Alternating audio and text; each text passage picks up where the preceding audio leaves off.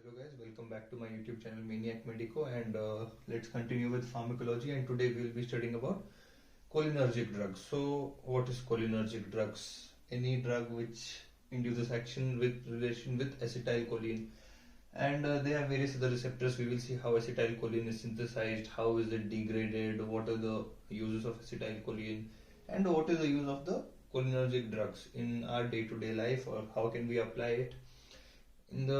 Towards the end of the video, we'll be discussing about myasthenia graviasis and also about edofonium test. How can we diagnose it?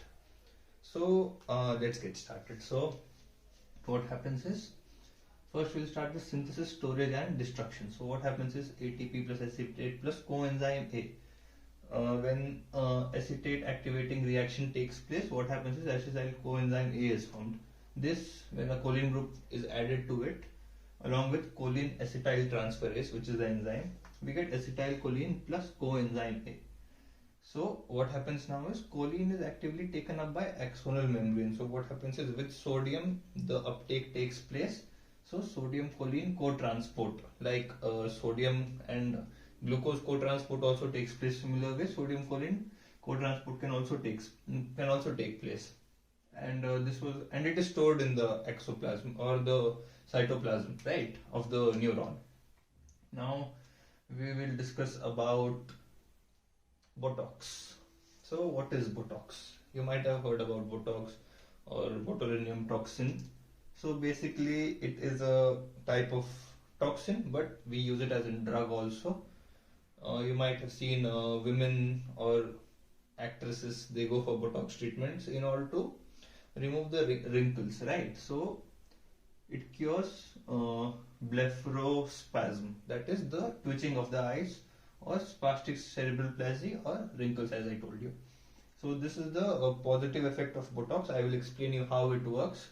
And in overdose we can have process which is nothing but the drooping of eyes and facial swelling, facial paralysis and various other things. So what happens is, when we study about Botox, so Botox inhibits the release of acetylcholine. So what happens is, if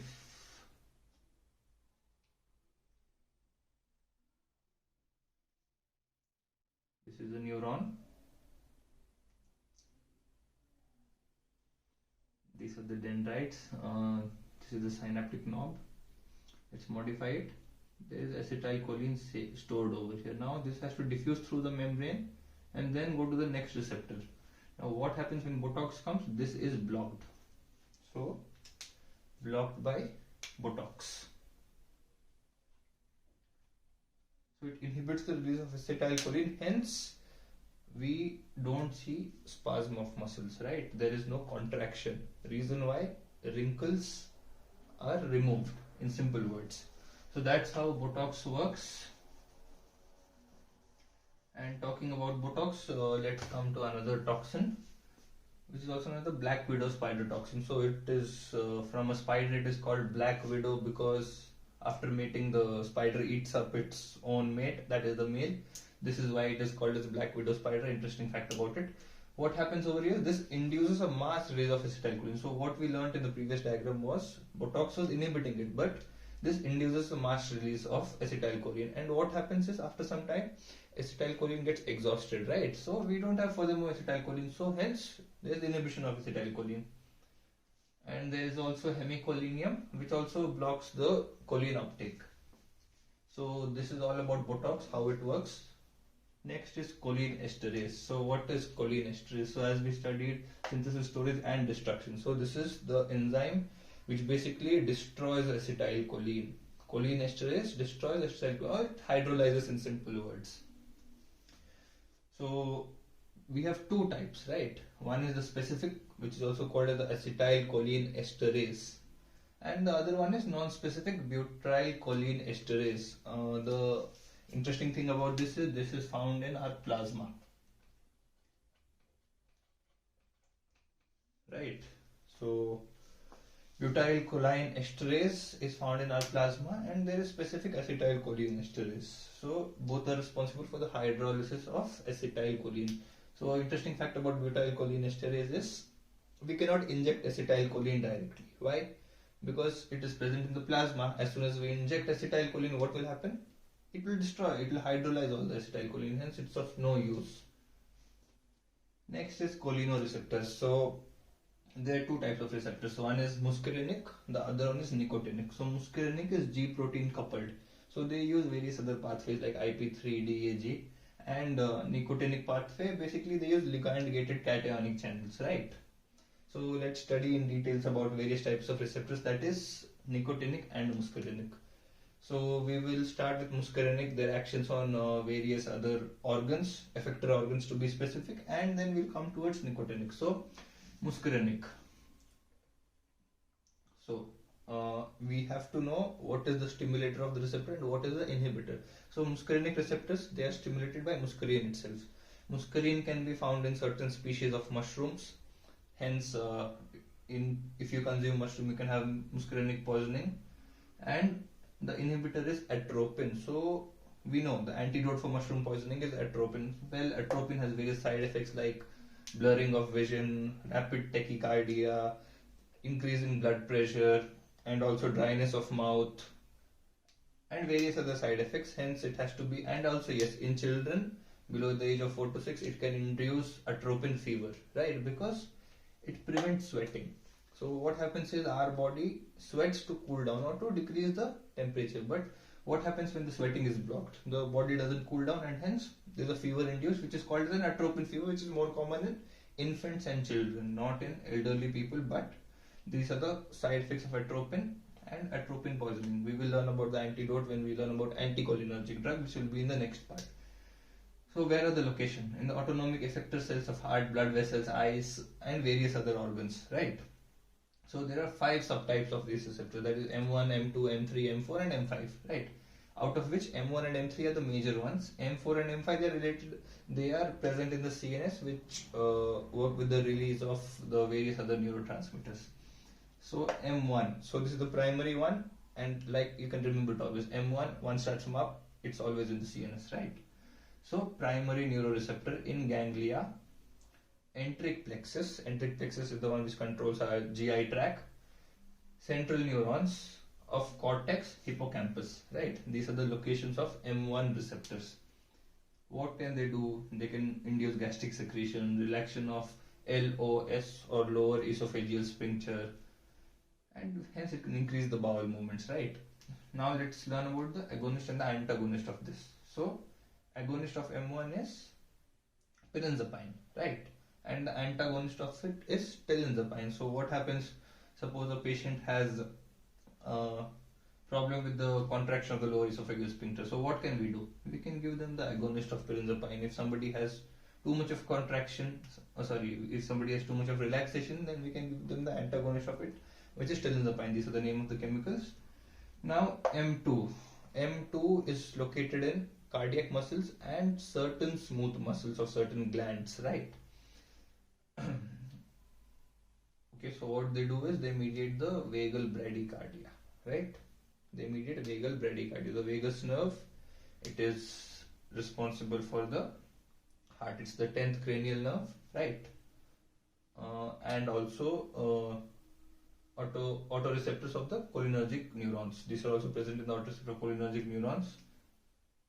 And again, let's talk about the agonist, that is methacholine. Methacholine is the agonist, and the antagonist of it is tryptamine and methocetramine, right? So this is about M2. They stimulate the heart. We will study in detail what they do to the heart, how they change the conduction.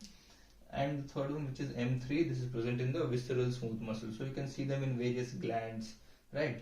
And they mediate vasodilation. They have a specific mechanism to mediate the vasodilation, which is called as the ADRF, or the endothelium derived relaxing factor, right?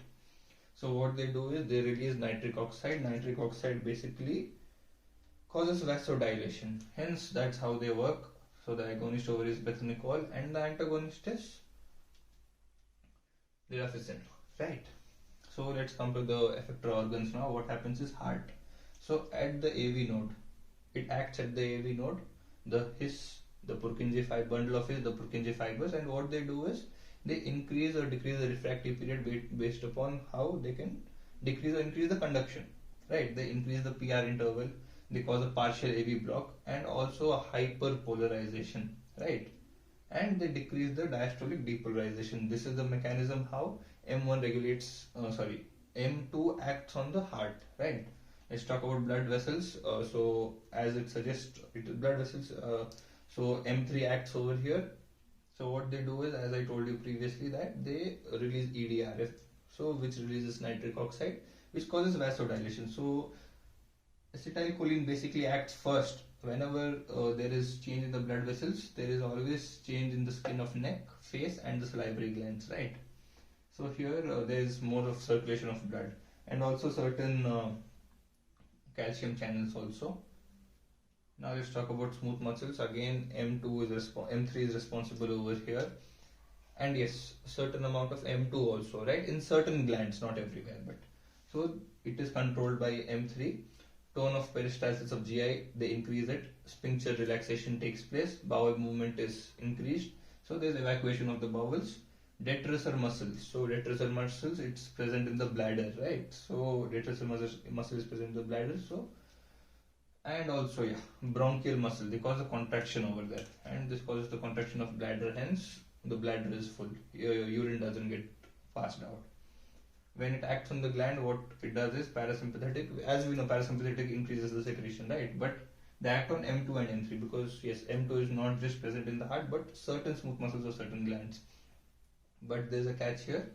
There is no effect on pancreas, intestine, bile secretion, and mammary glands. So about pancreas, intestine, and bile, they are controlled by the enteric plexus. Hence, we don't see any coordinated action with the parasympathetic, which involves the muscarinic second and the third receptor. In the eye, what happens is contraction of circulatory muscles of iris. It causes meiosis, right? And ciliary muscle spasm. So what happens is the aqueous outflow over here increases, right?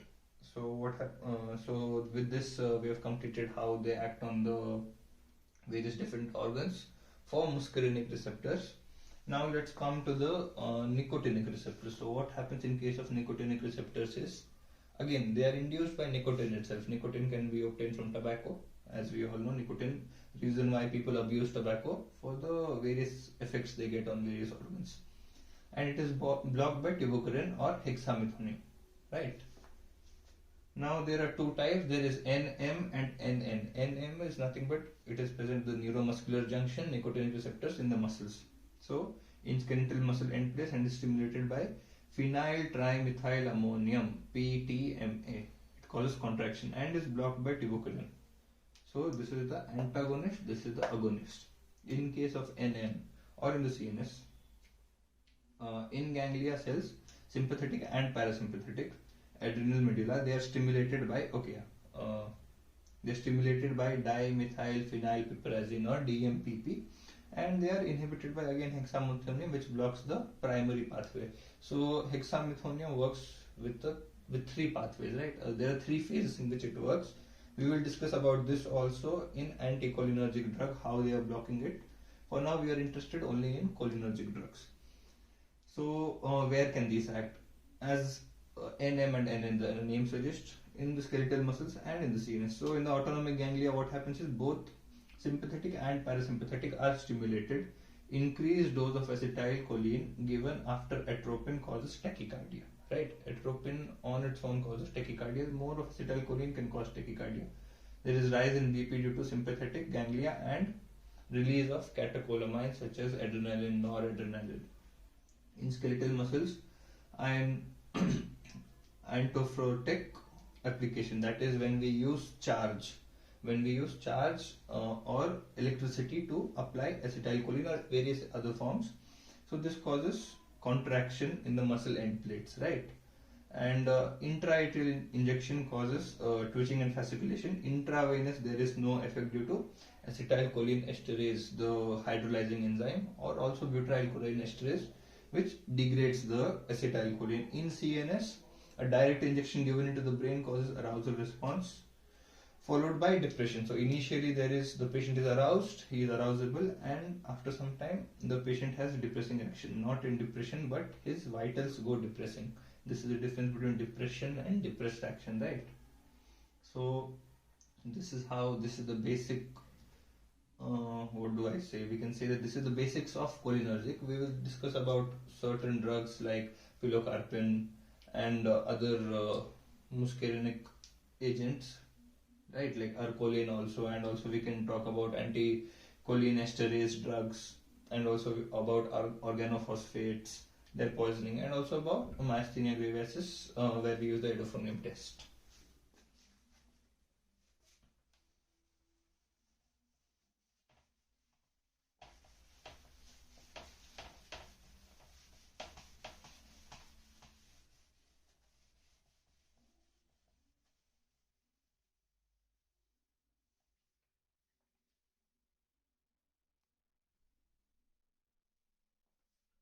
So guys, let's continue with the cholinomimetics. So what are cholinomimetics? They mimic the acetylcholine in simple words. So one of them is pilocarpine. So pilocarpine is used in case of glaucoma.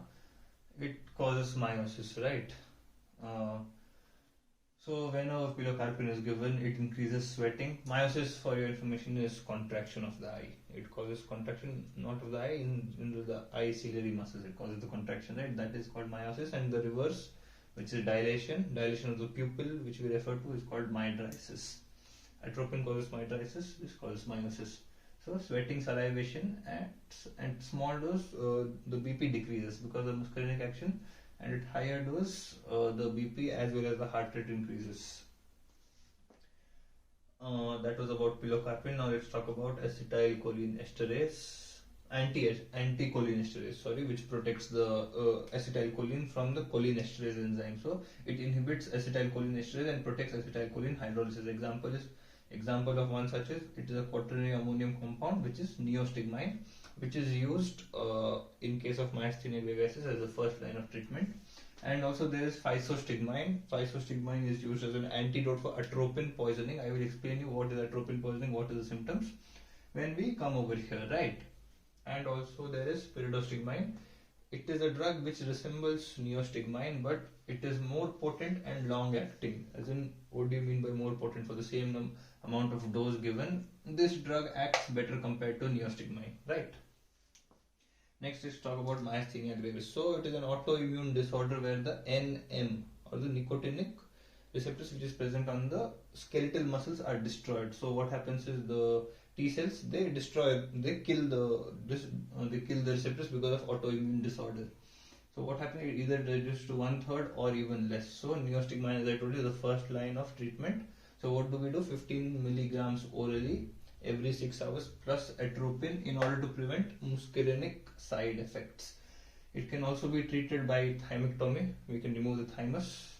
As you know, in younger people thymus is present, and in the older people it degenerates. Or we can give them steroids like corticosteroids, which suppress the growth of various lymphocytes. And we can also use immunosuppressants like cyclosporins, which can suppress the immunity. Next is diagnosis. So we have various methods of diagnosis. The most common one is the hydrophonium test. So what do? We take 2 milligrams of hydrophonium and we inject it to the patient, and we see if the patient's myasthenic condition or the wastage of the muscles is improving, right? So we confirm that yes, the patient has myasthenic weakness. So this is what hydrophonium does. And if the case worsens, that is, it is general cholinergic crisis, it is not myasthenia gravis. The other one is the ameliorative test. So what happens over here is, again it is done with hydrophonium, but here we take 10 milligrams of hydrophonium. So initially we inject only 2 milligrams of hydrophonium, that is, we are doing a normal diagnosis. If still there is no change, so what do? We inject the remaining 8 milligrams of hydrophonium and we wait. If there is a reversal of the crisis, then we confirm that yes, the patient has myasthenia gravis. Next is the provocative test. So what do? Here we use D-tibucorin. As we learned before that, tibucorin is the antagonist of NM, right? So it is a very dangerous test. So what do? We inject 0.5 milligrams of D-tibucorin, but the patients are very sensitive to it and it is of very high risk. So we don't use this test, we avoid it. Next is we will study about anti-acetylcholine esterase poisoning. So this affects the nicotinic muscarinic, and the central nervous system. So it is treated with atropine and cholinesterase reactivating agents, right? So we use pyrrolidexime, or it's a oxime. So we use 8 to 10 milligrams per kilogram body weight per hour. So this is treated when there is excess of anticholinesterase poisoning. So there will be too much of acetylcholine in the body, so the patient will have various conditions like increased heartbeat, increased blood pressure, or various other action seen by acetylcholine on various receptors. Next is the organophosphate poisoning, or the OP poisoning, which we refer to. It can be by parathoin or malathoin or carbamates, right? Or example is carbonyl. So what anticholinesterase poisoning over here is reversible. It can be reversed, but here it is irreversible. As in, what do I refer by reversible and irreversible? New receptors has to be synthesized for this to continue its action. Here, no new receptors have to be synthesized. The process can continue without the synthesis of new receptors, but over here, the new receptors has to be synthesized. Then only the reaction can get reversed, or else it's an irreversible reaction. So it is treated with atropine 2 milligrams IV. And repeat every 5 to 10 minutes, doubling the dose. So after every 5 to 10 minutes, we double the initial dose up to poisoning symptoms. So we have to check if the patient has got atropine poisoning symptoms like mydriasis, xerostomia. Mydriasis is what? Dilation of the pupil. Xerostomia, dryness of mouth, decrease in sweating, tachycardia, tachypnea, increase in blood pressure, and also the patient gets sensitive to light. So these are the symptoms of atropine poisoning, and hence we have to give it until the first symptoms of atropine poisoning occurs. Now in case the drug has exceeded, then we can treat it with physostigmine, and also it is not just physostigmine, we have to give symptomatic care also, like we have to place the patient in a cold dark room, we have to provide gastric lavage in order to empty it. Whereas atropine, yes, it is obtained from Atropina belladonna or the dhatura plant. That is where atropine comes from. Next is continuing with this, there is even NM weakness, or else there is weakness in the nicotinic muscular receptors. So what do we do is we use acetylcholine reactivators, right? So that more and more of acetylcholine can get hydrolyzed, it can get degraded. So it is done with oximes like PAM and DAM. These are the two oxime drugs which are used over here. And this is a schematic representation of direct and indirect acting cholinomimetics, that is the drugs which resemble acetylcholine. Indirect, it is cholinesterase, acetylcholine or bethanechol. There can be even alkaloids and muscarine. Alkaloids are basically plant derivatives. In case of indirect, there is reversible and irreversible. We learned here reversible is in case of reversible lipophilic and hydrophilic. So physostigmine, donepezil, rivastigmine. Okay, donepezil and rivastigmine, it is used in case of Alzheimer's. It is used in the treatment of Alzheimer's and they are lipid soluble, hence they can cross the blood-brain barrier easily. In case of hydrophilic, yes, there is neostigmine, there is edrophonium. Next, in case of irreversible, there is organophosphates and carbamates. With this, we have concluded the chapter cholinergic drugs. It is a very easy chapter, but yes, you need the concept of what happens when we stimulate nicotinic or muscarinic receptors to learn about the anticholinergic drug. Because if we know what actions they are conducting, then it is easier for us to know what will be the reverse when we block it. With this, we end our video, and if you like it, do hit the like button, subscribe, and do share, and you can comment down below for your doubts. And also, yes, please do subscribe. There is views, but there is no subscribers. You will just get a notification, that's all, nothing more whenever I upload a video. And for now, yes, we are done, and we will bring back a video with anticholinergic drugs very soon. And soon we are going to start with physiology also, basically the pathological physiology, pathophysiology, so that we can understand pharma better. And with that, we will also have a bit of biochemistry in between whenever we need it. With that, it's a wrap. Thank you guys. Thank you for watching, and have a nice day. Thank you.